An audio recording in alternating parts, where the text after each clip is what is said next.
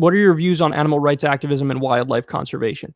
Yeah, I mean, I'm in favor of regulation that makes the environment sustainable. I think that particularly what's happened to the oceans is grotesque. I've seen those videos of like the garbage patch the size of Texas in the ocean, and it's like, what are we doing? This is insane. As far as the animal rights stuff, I have to say, and I get shit for this, but whatever, it is what it is. I just don't know. I don't know, and here's why. I'm a meat eater. I'm a meat eater. I like cheeseburgers. I do. In many ways, I'm just kind of like a regular dude, and one of those ways is my diet. And I eat like shit, and I eat meat. Now, where I disagree with a lot of people is I see the morality in veganism. Like, I can see it. Like, the idea of, hey, let's just try our best to not hurt any conscious living thing. I see why people say, hey, that's what's moral. That's what's ethical. That's what you should do. I can see that. And I think there's something that's like morally pure about that. So I respect the shit out of it. So in many ways, I give vegans credit. But me personally, I've never been a vegan. I've never even really been a vegetarian much at all. I mean, there are stretches where I've gone with not eating a lot of meat, but I've always had at least some meat, at least chicken. Like, there are times I've gone no steak, stuff like that, but some chicken every now and then. But yeah, I'm so immensely culturally brainwashed that it's like, for me to even begin that process of just eating no meat, eating no products that involve animals, I wouldn't even know where to start, bro. I wouldn't even know where to start. I was actually talking to Greenwald about this a while ago because he's a vegan, and he's great because number one, he's very convincing. Number two, he doesn't push it on you. He lets you come to it yourself, which actually doesn't sound a lot like Glenn Greenwald. Glenn Greenwald is a very persuasive, direct guy. But when it comes to this stuff, he's very much like, because it took him a while to get there, so I think he's understanding of others. And so he doesn't want to force it on you. He wants you to see it yourself so that you can make that jump. But he basically said, like, in order to be, like, you have to love beans to be a vegan because that's, like, all you eat. And, I do like them, but I could get tired of them quick, dog. I can get tired of those quick.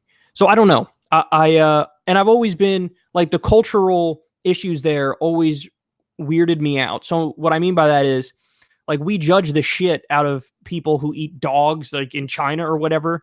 Like, oh my God, there's this festival where they eat dogs. And it's like, we have fucking bacon here. You don't think a pig is as smart as a dog? It is. It is, for sure.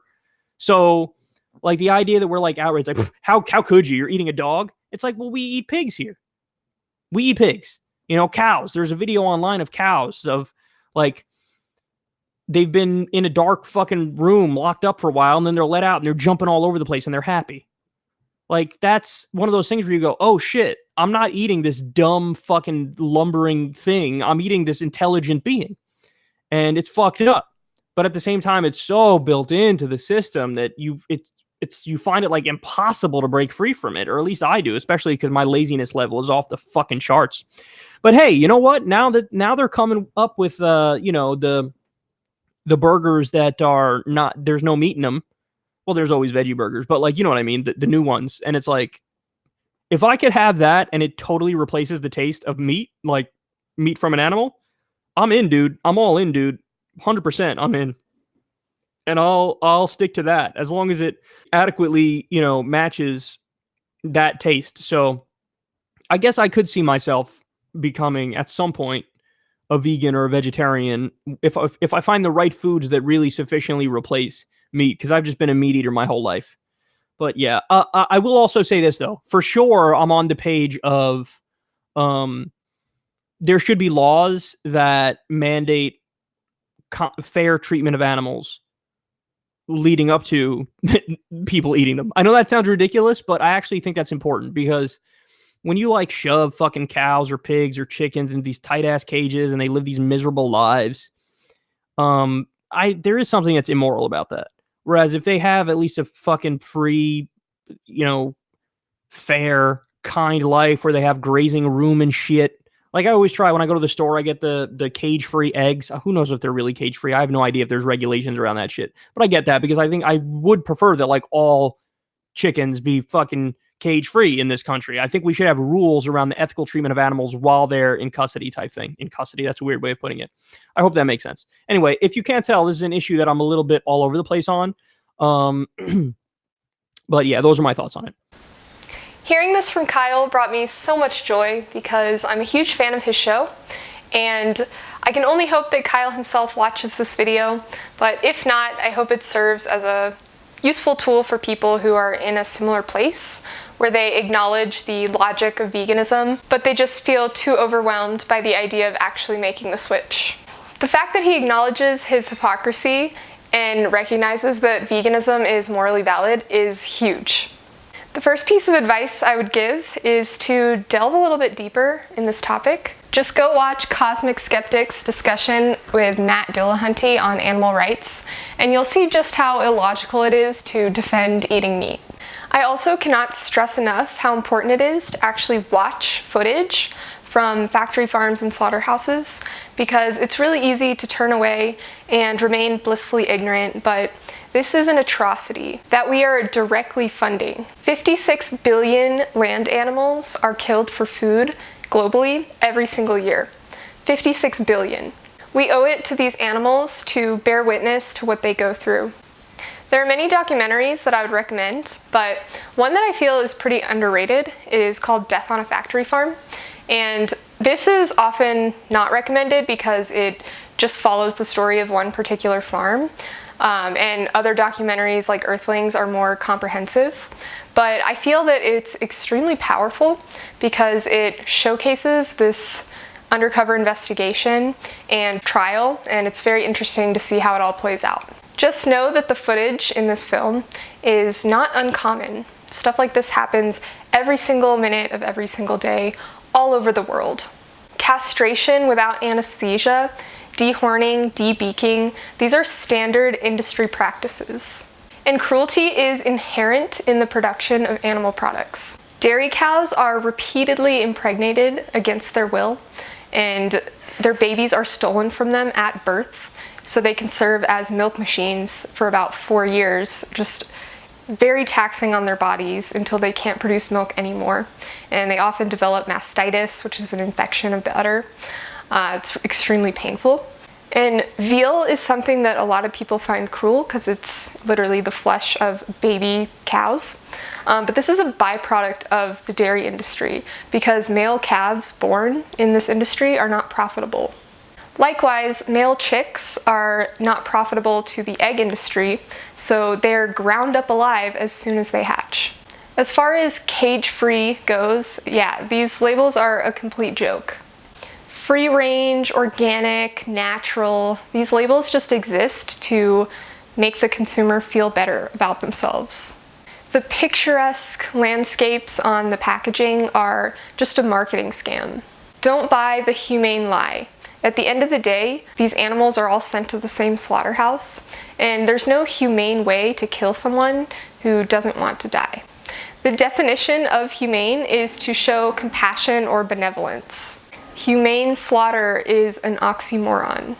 And 98% of animal products come from factory farms anyway. To argue for better regulation of these industries or vegetarianism instead of abolition is like arguing for Obamacare instead of Medicare for all. It's technically better, but it's still not good enough. Universal healthcare is a moral imperative, and so is veganism.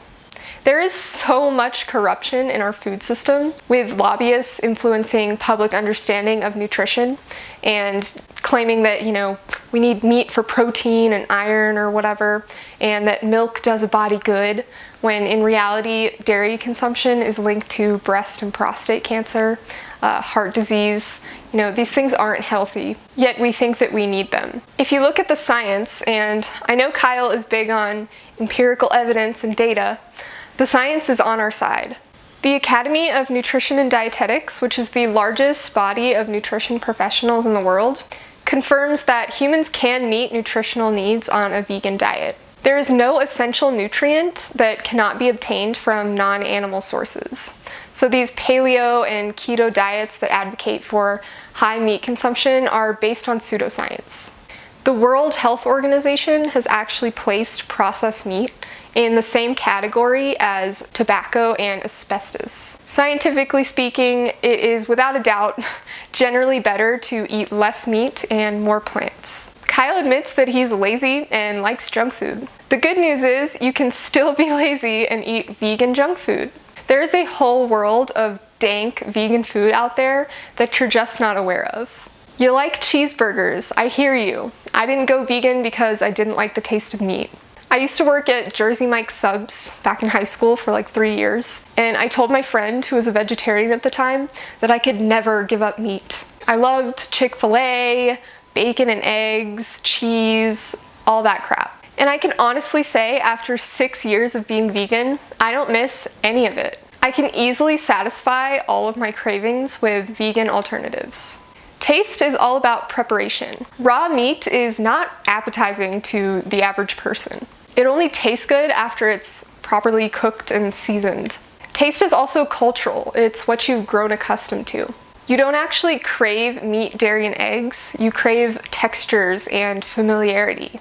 And food scientists are becoming increasingly better at imitating animal products. So fortunately, you don't have to give up your favorite foods. You can still eat pizza, cheeseburgers, ice cream, nachos, you name it, there's very likely a vegan version. I know you're probably incredulous that these mock meats and stuff truly replace the taste that you're used to, but if millions of people can attest that they're on point or at least tasty in their own way, then you're bound to find some that you like. Just remember that if one particular brand and flavor of vegan ice cream doesn't live up to your standards, don't assume that vegan ice cream is subpar. You gotta try them all. If you've had a bad experience at a Thai restaurant, for example, that doesn't say much about Thai cuisine. So similarly, if you go to a vegan restaurant and you don't like it, it doesn't say much about vegan food in general.